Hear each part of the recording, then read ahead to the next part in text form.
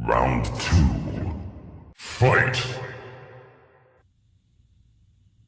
Hey guys, this is Yong Heng, round 2. This is my second Yong Heng.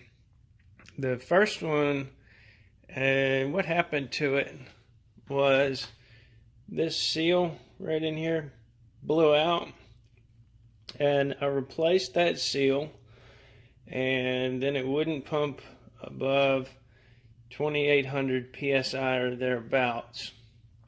So it's either got a leak somewhere or the high pressure piston rings are worn out. I'm just waiting on, kind of actually being lazy about it, that I haven't torn it down, because I was looking at the way that they're on there, and I have a suspicion that the rod is a two-piece sleeved rod, and it connects down at the bottom, but I'm going to have to take my other one all apart to figure that out, to get the new rings that it came with on. Now I'm going to be running this one cooler.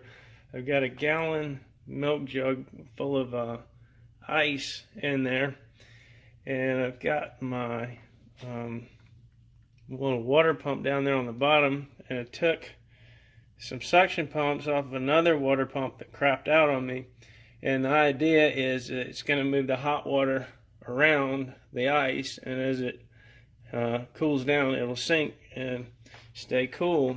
I'm not going to be putting a load on this. I'm just going to break it in right now.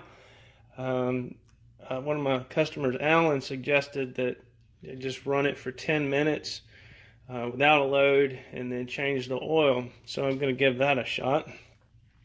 And having it up on this countertop is kind of handy, because when I change the oil, the little oil pan right down there.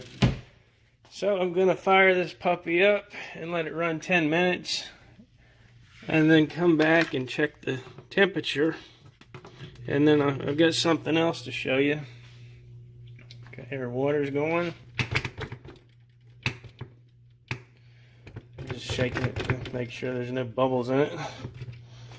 Alright, and now keep in mind that since this machine isn't under a load, the temperature won't get as high as it would be if it were under load.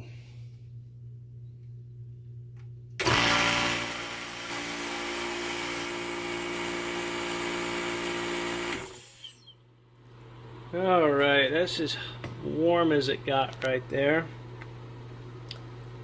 And that is no better than the way I was running it. I probably could have let this chill the water more, so I'll do that next time. Anyway, yeah, this is probably going to be my last Chinese compressor. I think what I'm going to do next is just go over to the big 6,000 psi nitrogen system.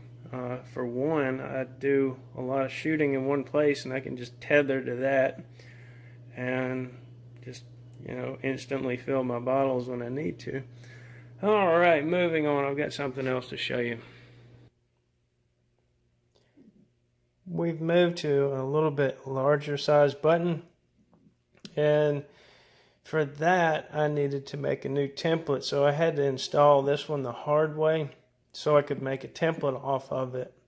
Now what this has in it is one of the new version 4 boards, and this one is a 6K board in here, and I just popped it in a yellow housing that I had. I bought several of them years ago, and I figured, well, I'll just go ahead and install this and then make my template. And then I figured, well, why not offer this to the guys on YouTube? If anybody wants it, I'll be selling it to you guys for just the cost of the parts, no charging the labor of installing it.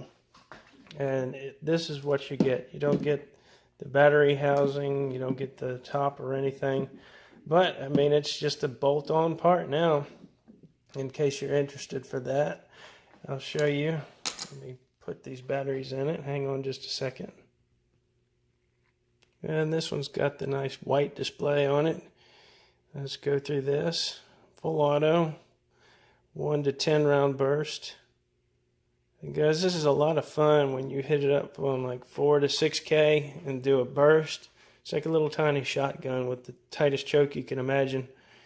And we go 1, 2, 3, 4, 5, and 6. Nice and simple.